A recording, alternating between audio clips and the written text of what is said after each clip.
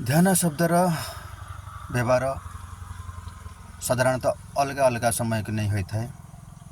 ଜଣେ ବିଦ୍ୟାର୍ଥୀ, ଜଣେ ବ୍ୟବସାୟୀ, ଜଣେ କଳାକାର, ଜଣେ ଖେଳାଳି ଆଉ ଜଣେ କର୍ମକର୍ତ୍ତା ସମସ୍ତେ ଧ୍ୟାନରେ ରହିବାକୁ ପସନ୍ଦ କରିବେ। କିନ୍ତୁ ପ୍ରକୃତ ଧ୍ୟାନ କ'ଣ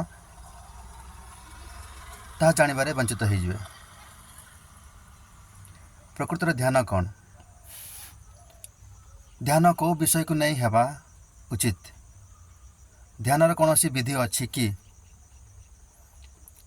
ଧ୍ୟାନର ଲକ୍ଷ୍ୟ କ'ଣ ହେବା ଉଚିତ? ଆଉ ଧ୍ୟାନ ନିରନ୍ତର ସମ୍ଭବ ହୋଇପାରିବ କି? ଏସବୁ ଗୁଡ଼ାଏ ପ୍ରଶ୍ନର ଯଦି ଆମେ ଉତ୍ତର ପାଇବାକୁ ଚାହୁଁଛୁ, ତାହେଲେ ଗୋଟିଏ ବହି ଅଛି, ଆଚାର୍ଯ୍ୟ ପ୍ରଶାନ୍ତଙ୍କ ଦ୍ୱାରା ଲିଖିତ। ସେ ବହିର ନାଁ ହେଉଛି 10 ସୂତ୍ର ଧ୍ୟାନ ନିରନ୍ତର ଧ୍ୟାନ କେ। ଏହି ବହିଟି ଆଣିଲେ, ପଢ଼ିଲେ ଆମମାନେ ସମସ୍ତେ ବିଦ୍ୟାର୍ଥୀ, ଖେଳାଳି, କଳାକାର, ବ୍ୟବସାୟୀ, କର୍ମକର୍ତ୍ତା ଧ୍ୟାନ କ'ଣ ଜାଣିପାରିବେ ଆଉ ନିଜର ଜୀବନକୁ ଉନ୍ନତମାନର କରିପାରିବେ।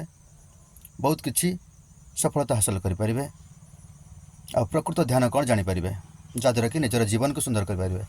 ଆଶା କରେ ସମସ୍ତେ ଯୁବପିଢ଼ି ଏହି ବହିଟି ଆଣି ପଢ଼ିବା ଆଉ ନିଜ ଜୀବନକୁ ସୁନ୍ଦର କରିବା ସହିତ ନିଜ ସମାଜକୁ, ଯୁବ ସମାଜକୁ ସୁନ୍ଦର କରିପାରିବା।